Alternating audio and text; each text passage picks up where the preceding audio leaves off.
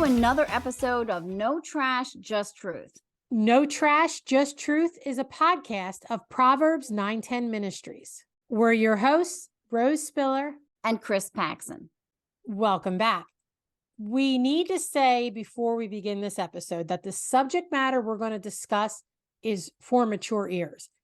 So if you have any young children within listening range, you might want to consider listening to this episode later when they're not around. And we want to warn you that this episode is pretty disturbing. But like we said in the UFO episode and with some other topics we've talked about, Christians can't bury their heads in the sand and pretend that evil doesn't exist. And that is more true than ever when it comes to the war that evil has proclaimed on our children. We need to be fully aware of what's happening today to children so we can fight against it in faith and have biblical answers to witness to people around us. Okay, so that being said, let's dive in. Who of us aren't outraged and physically sick by all the evil that we've seen in the last few years, much of which is aimed at children? And there's no doubt it is bad, but sadly, it's nothing new. The place to start with understanding the war on our kids is with a history lesson. One of the biggest arguments against random evolution, meaning evolution without God, is that human beings haven't changed. There's been no evolution of human nature or human morality at all. People have been doing the same evil things and falling into the same snares of sin since Adam and Eve took that first bite. All we have to do is read our Bibles and study secular history to see it. And the first place we can look at it is Genesis 6:5, which, while it isn't about the treatment of children, it does tell us a lot about mankind. And I'll quote that scripture here. The Lord saw that the wickedness of man was great in the earth, and that every intention of the thought of his heart was only evil continually. Now, Rose, that was before the flood. But like we said, human nature and human morality has not changed. Nope. And we need only flip forward a couple chapters to Genesis 9 for the proof of that. Genesis 9 is after the flood. It's after Noah and his sons saw how God dealt with the wickedness of man. It's after God saved them, made a covenant with them, and after God blessed Noah and his sons. What happens? Noah's son Ham does something really wicked to his father. The Bible says Ham saw the nakedness of his father and then told his two brothers. And we're actually going to delve into exactly what this means in our series on Genesis, which we're beginning in January. But for our purposes today, after all Ham saw God do, after hearing God's audible words, and after being blessed by God, it didn't take him long to revert to being wicked. Now, Ham didn't belong to God. In fact, the wicked pagan nations descended from him. Most of us understand that apart from God, without God regenerating our hearts, we're dead in our sin and we're a slave to sin and slave to Satan. But do we really get what this means? We aren't just sinners like that we can't help but lie sometimes, or we can't stop gossiping. It means we're wicked. Being a slave to sin and Satan means being a slave to evil. And sadly, we've seen this evil target children throughout history. Yep, we see it first in the book of Exodus. Pharaoh was worried that the Israelites were getting too numerous. He didn't kill the men and women, the adult men and women. He went after the kids, the babies. Pharaoh ordered all the Jewish baby boys killed at birth. But killing babies wasn't some new idea that Pharaoh came up with. Historical records show that shortly before the first Pharaoh rose to power and Egypt rose as the most powerful nation in the world, Egyptians were practicing child sacrifice.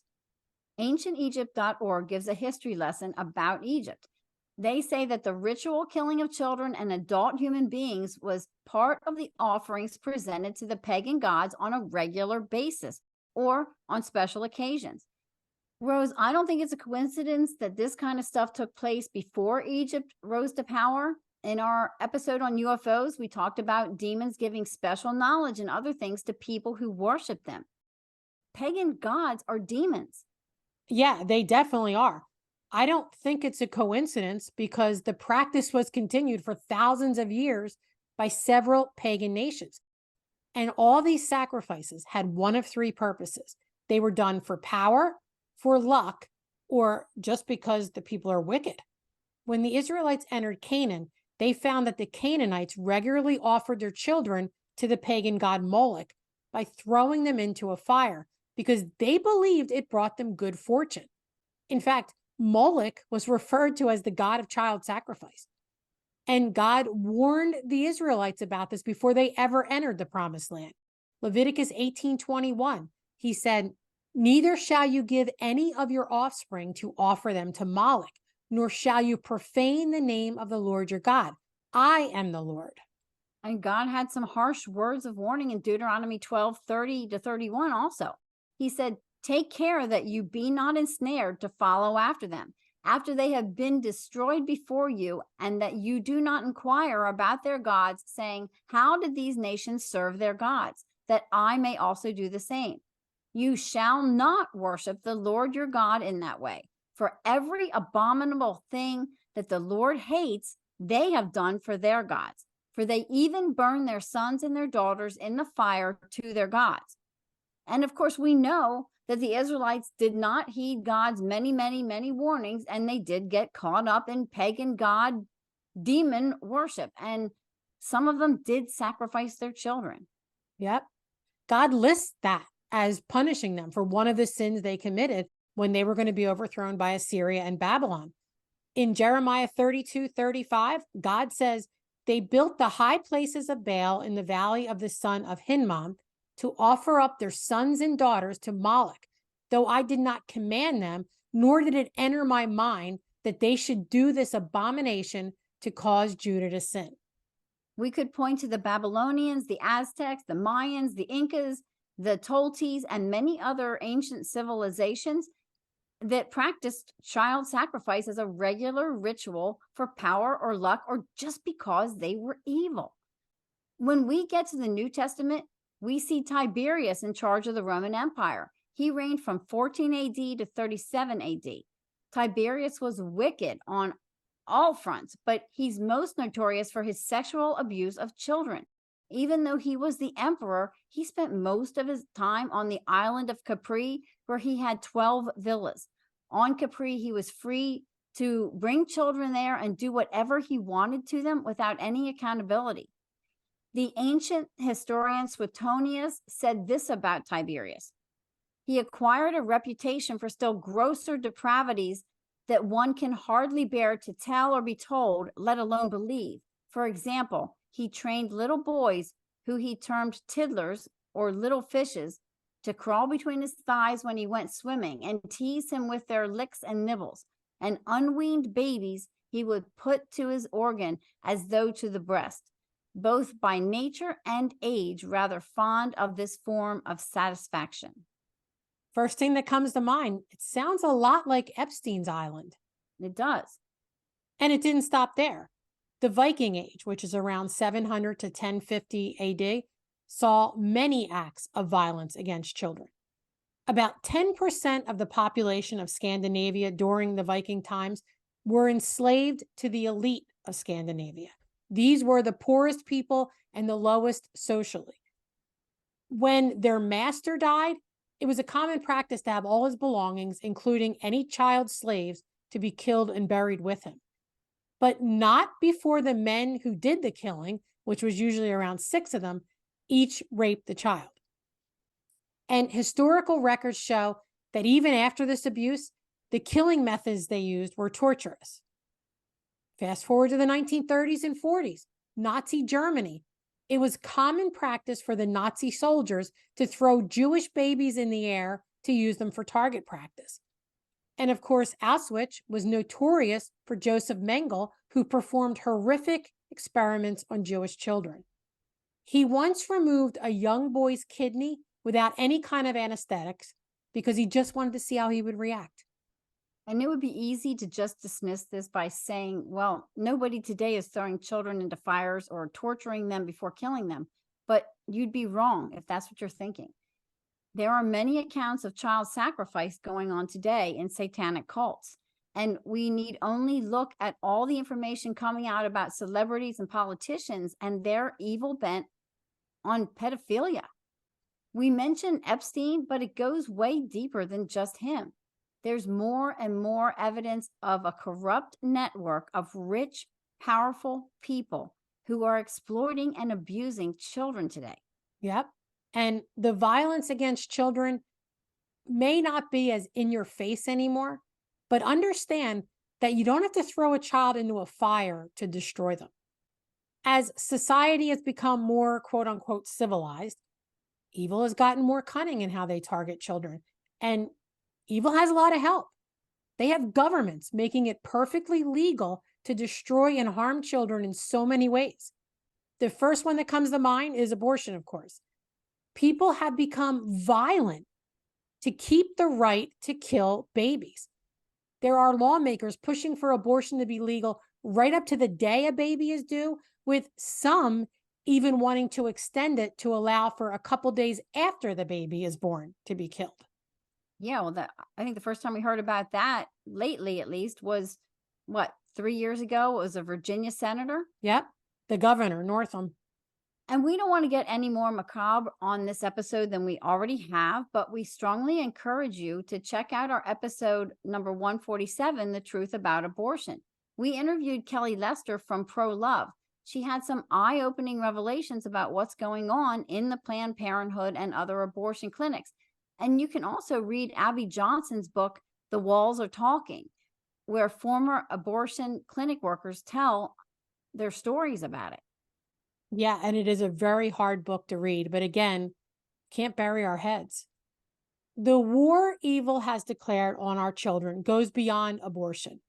If the child slips through the trap of abortion, guess what? The wicked will just attack them outside the womb. We'll give you a few examples. There's something called the Comprehensive Sexuality Education Agenda. One of the things on this agenda is to teach elementary age children how people should express their sexual feelings. They give them a list of ways that people could do this. And the list includes things like talking, kissing, saying I like you, and anal sex, oral sex, and intercourse, or touching each other's genitals. Now, understand what they're doing here. What they're doing is making all of these responses equal in the child's eyes. They're indoctrinating kids to believe that saying I like you or holding hands is the same as having anal sex or intercourse. That's exactly what they're doing. Representatives from the group Moms for Liberty appeared before Congress. They tried to show them and read to them from a book that was written for 4th and 5th graders. They were asked to put it away because it was making the men and women in Congress uncomfortable because it was so sexual and so graphic. They tried to go on the evening news with it and were told that what was written in the book wasn't allowed to be aired on the news. But yet we allow it for our children. Exactly. And again, this is adults burying their head in the sand. They don't want to deal with it. There's an online program for African youth called The World Starts With Me. And this site tells young children that a virgin is a person who has never had sexual intercourse. Now they say, well, the choice is yours when you want to lose your virginity. It's completely up to you. But if you'd like to stay a virgin, you can still participate in oral sex, heavy petting, and other things like that. And it has absolutely no effect on your virginity. This site also shows children pictures of naked men and women and asks them to point the differences out between men and women, but also it encourages them to look for differences between the naked men's genitals or the naked women's genitals. Some schools are using this online program to teach children sexual education as young as 9 years old. And speaking of 9-year-olds, there are schools that are teaching 9-year-olds and up how to correctly use a condom by putting it on plastic genitalia. And we've all seen school districts who are pushing books for children on transgenderism and homosexuality. I just read about a kindergarten teacher who had all of her students go into a closet. They would come out one by one saying that if they were attracted to their same sex or the opposite sex, if they quote unquote, came out of the closet and said they liked their same sex, they got a rainbow cupcake. If they said they liked the opposite sex, they got nothing. These are 5 and 6 year olds. 5 and 6 year olds will do almost anything for a cupcake. And we should add, this was all done in secrecy. The teacher told the kids not to tell their parents about it. Well, it came out because at least one kid did tell their parent about it because he was so upset and so confused. Yeah. And it all started because he didn't get a cupcake. Yeah. We need to understand what's going on. Look, we know this stuff is disturbing, but we need to understand what's going on. They're desensitizing our children to deviant sex so that when the pedophiles come after them, and there's a huge ring of them, like we said, the powerful elite, that the kids will just see it as something normal. They're trying to change pedophilia into minor attracted and just make it a sexual orientation, not a crime. Yep. By confusing children about what gender they are or which gender they should be attracted to, they're gaslighting our kids. They're setting them up for easy mind and body control. And they're gaslighting adults by telling them that we're in a battle of religion versus education. And that's the term that a lot of these liberal sites use, that it's religion versus education, as if those two are completely opposed to each other. But make no mistake that the objective is to destroy our children. These people perpetrating this evil, educators, doctors, celebrities, politicians, all of them, they know full well what they are doing will rob children of their lives. I just saw a male nanny convicted on multiple sex abuse on children as young as 2. The mom of the 2-year-old got up in court and said that because of this man, she will never know who her child could have been because the abuse he suffered had made him into somebody else. That's typical story when these children are abused. That's what happens. It changes you. Yeah, absolutely. Like we said, we know this is a dark and disturbing subject. None of us want to hear or think about innocent children being harmed in any way, let alone in these horrific ways. We cry when we think about children suffering through abuse with no one there to help them. But again, we can't bury our heads in the sand about it. We talked a few weeks ago in an episode that everyone has a plan until they get punched in the face. We talked about the effects of what is happening onto our kids is doing to them. Just a couple quick stats from that episode. 73% of those who identify as transgender admit to being psychologically or physically abused in their past. 80% of people who committed or attempted to commit suicide had some kind of child abuse in their history. So why does Satan target children? Well, we can't answer that definitively, but we can certainly speculate. Satan hates God. His rebellion against God includes setting up a counterfeit kingdom and going after God's people. Satan's counterfeit kingdom attempts to replicate the things of God, but it's all evil. For example, Jeremiah 20 verse 13 says, "Sing to the Lord, give praise to the Lord. He rescues the life of the needy from the hands of the wicked." God saves his people so they're no longer slaves to sin, Satan, and death. God's people praise him and worship him. In Satan's counterfeit kingdom, he destroys life through the hands of the wicked. The wicked comply and they worship Satan because through death and destruction, he gives them fortune or luck or whatever.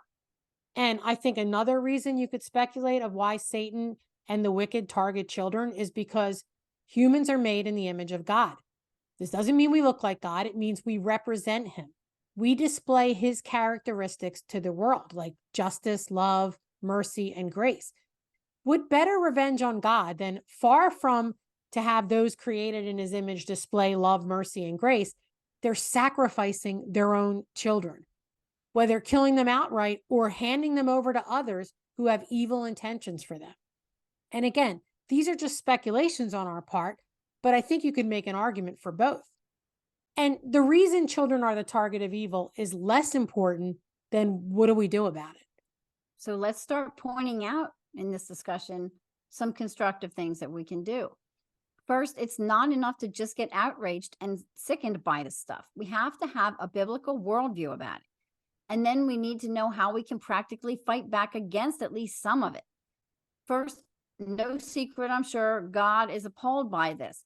We quoted just a couple of verses where he warned the Israelites about it. But did you know that there are at least 100 verses in scripture, both in the Old Testament and the New Testament, where it speaks about God's outrage on child sacrifice or abuse? Listen to the words of Psalm 106, 36 to 42. They served their idols, which became a snare to them. They sacrificed their sons and daughters to the demons. They poured out innocent blood, the blood of their sons and daughters, whom they sacrificed to the idols of Canaan, and the land was polluted with blood. Thus they became unclean by their acts and played the whore in their deeds. Then the anger of the Lord was kindled against his people, and he abhorred his heritage. He gave them into the hands of the nations, so that those who hated them ruled over them. Their enemies oppressed them, and they were brought into subjection under their power. Yeah, those verses should make our blood run cold. And yeah, the psalmist was speaking specifically about the Israelites, but we see the same thing playing out today. The Israelites were supposed to be God's chosen people. Well, today there's churches who profess to worship Jesus who are completely complicit in evil's war on our children. Catholics for Choice recently released a statement saying, Catholics for Choice believe that God's creation is far more complex. We do not accept that an individual's purpose is bound by biology or anatomy, and the notion that sex is a binary of male and female is scientifically inaccurate. We work towards a world that treats all people equally, regardless of sex, gender identity, or gender expression. The Reformation Project, talk about a gaslight name, says this: sexual orientation is not a choice, and it is not something people can change. Any attempt to change a person's sexual orientation is harmful. Condemning same-sex relationships and transgenderism is bearing bad fruit. So there's a truth in scripture about Christians need to bear good fruit, and boy, have they wrapped that in a lie. They sure have. And that shows you that it's hidden, it's cloaked in what people are calling Christianity, and it's anything but. So the attack on our kids is coming from the outside secular world and from inside through supposed Christians, but they're not. So Right. what do we do? What do we do? First and foremost, we need to protect our kids. Protect them at all costs. And that may include, but is not limited to, pulling them out of public school. Pull them out of public school if you can in any possible way. Get them out. At least make sure you know what's going on daily in your child's classroom. Meet with the teacher. Get a feel for them. Find out what they're teaching your child. And remember, they're probably not the only ones teaching your child. So get to know as many of them as you can in the school. Yep. Meet with the principal to see his or her philosophy on education and the liberal agenda. Show up at school board meetings. Visit the school and your town's public library to see what books are being offered to kids.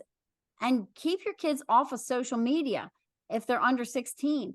And when you do let them on, make sure you're monitoring every single thing they're doing. Put your stuff in a public place. Put your computers and their phones and everything else in a public place. And Rose, I mentioned libraries because one township in my local area just pulled their funding from the local library because of this very type of thing. They said, we're not having it. We're not giving you our money. And I say, kudos to them. Good Good for for them. them. Yeah. Keep your kids off of apps and sites like TikTok, Snapchat, Live Me, Whisper, Kick, Hot or Not, and many others. You can Google apps that are dangerous for kids, and a whole list comes up. Use parental controls on your computer. Like you said, Chris, keep it in a public place, but put parental controls on everything. My granddaughter is getting ready to turn 16, and she still has parental controls about who she can call, who she can text, and what she can get into. Oh, we did too, until they were out. We had Facebook before our kids did. Yeah. Put parental controls on your TVs and, like we said, on your kid's phone. And maybe most important, talk to your kids. A couple weeks ago, we had pastor wives Laura White and Ashley Belden on, and they gave some great tips on keeping kids safe.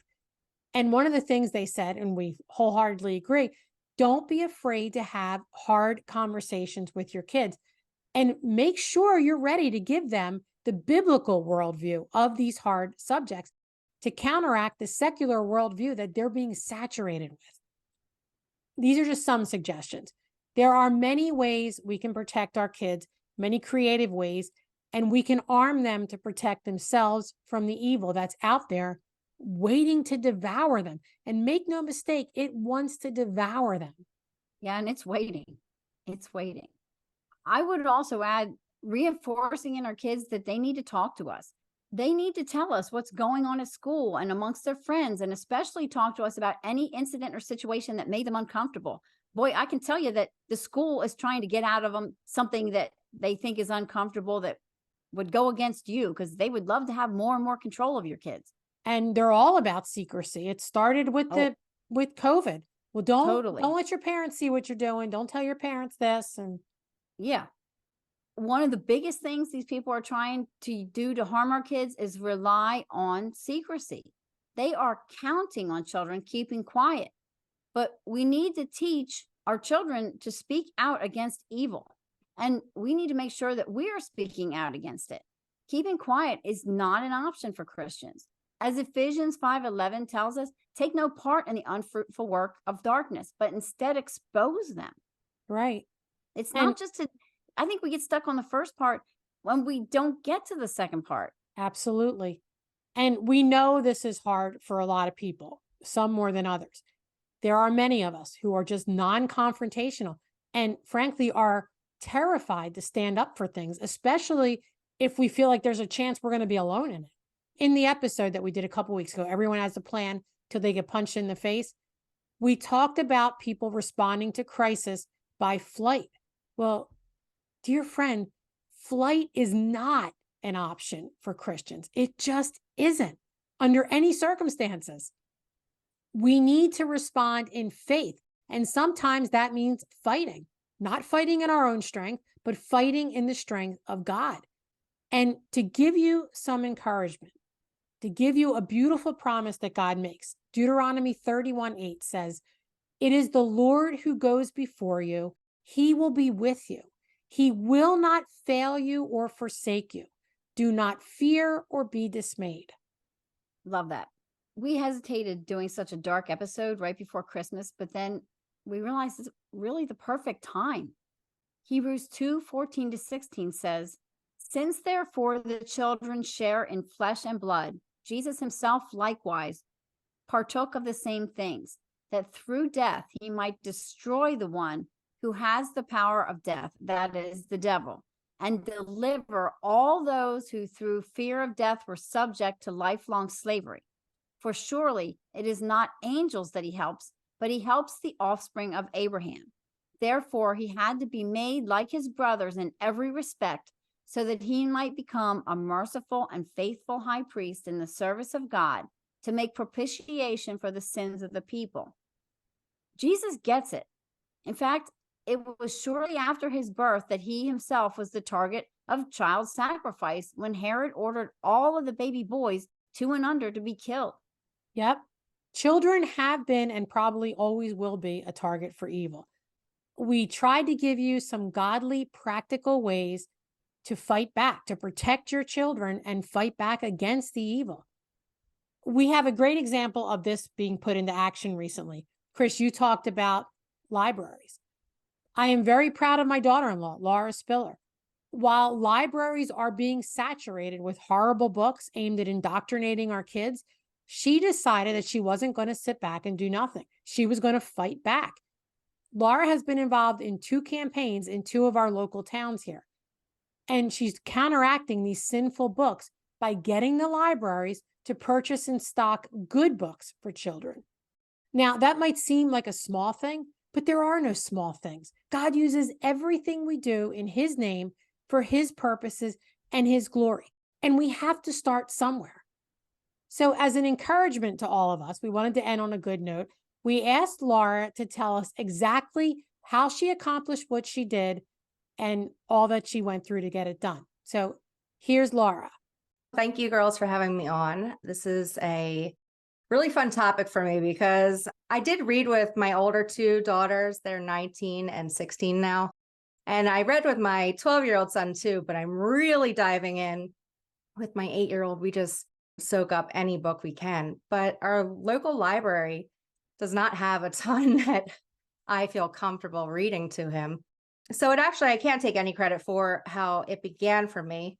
A friend of mine who lives in a different township had reached out to all of her friends, all of our homeschool community, and said, please come to our library board meeting. We need seat fillers. We need people to speak at the board meeting. So I agreed to go do that. There was about 25 of us that showed up, which was huge. They were not expecting that. And there was opposition there. There was probably about 5 parents that you know, if you ever see the clips on YouTube or whatever, where it's the parents saying, no, we need genderqueer in the libraries, that is real. There is opposition that comes to these board meetings. So we all had 3 minutes to go up and speak. Some were really quick, 30 seconds, please. More Christian books in the library. Some were a little more lengthy. My friend had her 3 children with her script that she wanted them to read, each have a time slot. So she actually filled in, 12 minutes of reading time. So that was pretty clever. And it was a good homeschool lesson. But through that, my friend Missy, who organized it, was able to get all like 250 books on her list purchased for their library. So that inspired me to do something about my library, which is brand new. It's a year old. It's enormous. It is the biggest library that I've ever been to. And the amount of books that I feel comfortable taking out and reading to my kids is very limited. They had, for instance, they had Imagination Station books, if anyone's familiar with Focus on the Family. They only had up to like book number 6. There's 30 some books. So at one point they were purchasing these and then it just stopped. So I reached out and emailed the library, and they said that their system requires that I go through their website, and each library card holder is allowed up to 5 book suggestion purchases per month. So I asked, because that would take me a long time just to get that Imagination Station series up. So I asked if there was any way for me to bypass that. She said, yes, just go ahead and put it in like Imagination Station books number, 7 to 32 or whatever. So I was like, this is great. So I went and did my 5 requests. It was like the Brave Books saga 1, 2, and 3, all the Imagination Station, Dead Sea Squirrels, and all the things I think my son would like. And I got denied for every single one but the Imagination Station series. And they said that they had given me a courtesy of ordering more books than the 5, and that I would have to wait 3 months. So I did something similar that Missy did, and I rallied all of my community and I said, everybody's allowed 5 books. And I made a big list, and everybody got 5 titles and the authors and the date published, because that's what is required. And so far we have 65 books published. I am getting kickbacks on some of them, so we just keep throwing them through with other people requesting them. And yeah, it seems to be going good. I try to keep a good relationship with the library. I'm very thankful. They know that. I do Facebook message them a lot. They weren't getting in like the Tuttle Twin series because their publisher does not offer that. So I reached out to Tuttle Twins. How can my library do this? And anyway, the library does seem to be really helpful. Like I said, there are some things that they're kicking back. It seems like it's certain topics than others that they are denying. I could be looking into that a little too much, but it's been fun. So yeah, 60 some books so far. And right now we're still just requesting those books, and then also spreading the word. Please go and take those books out now, because a part of this is we need to see the library that there is a desire for this. There's a need. And like the more people that have, the Brave books on hold because they only have 1 copy, the likelihood they'll have to order another set of those. So yeah, it's been fun. There's a few things that I've learned here that I didn't know before and I thought was a little bit interesting.